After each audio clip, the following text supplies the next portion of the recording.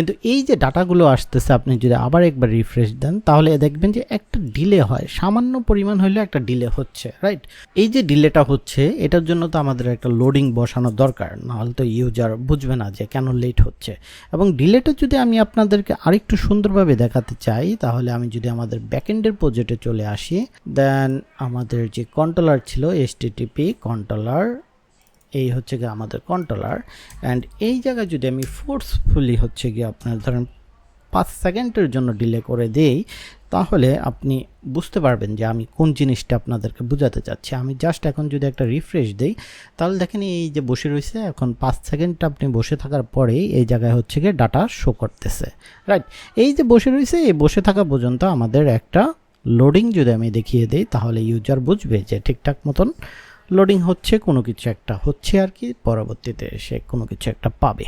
তো যাই হোক, এই লোডিং যদি আমি অ্যাড করতে চাই তাহলে আমি কিভাবে অ্যাড করতে পারি? আমি যদি এই পিনিয়ার ভিতরে চলে আসি, দেন আমরা যেটা করতে পারি, আমাদের টাস্ক আছে এই জায়গার ভিতরে, আমি হচ্ছে গিয়ে লোডিং, অ্যান্ড এটা হচ্ছে গিয়ে আমি যদি ফলস দেই, এটা আমাদের ফলস আমি দিলাম। দেন হচ্ছে কি আমি যদি এই জায়গায় নামি, সো আমাদের প্রথমেই যেটা করতে হবে, আমাদের এপিআই কলটা হওয়ার আগেই আমি হচ্ছে কি আমাদের যে লোডিংটা আছে এটাকে ট্রু করে দেব, এবং এপিআই যখন আমাদের কল হয়ে যাবে দেন হচ্ছে গিয়ে এটাকে আবার আগের অবস্থানে নিয়ে যাব।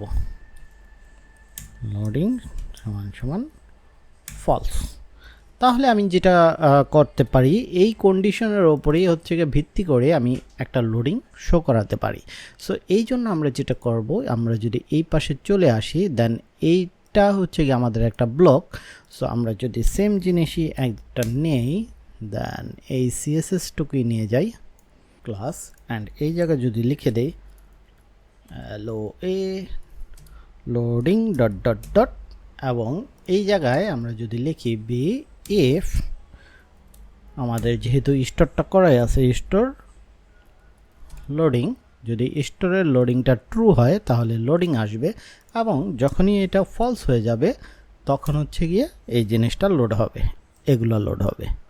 সো এখন আমরা যদি হচ্ছে গিয়ে একটু দেখি যে কি হয়েছে, সো আমরা এই জায়গায় আসলাম, দেন একটা যদি রিফ্রেশ দিই তাহলে দেখবেন যে লোডিং, এবং এটা হচ্ছে গিয়ে 5 সেকেন্ডের জন্য ওয়েট করবে, তারপরে হচ্ছে গিয়ে আমাদের ডাটাটা দেখাচ্ছে।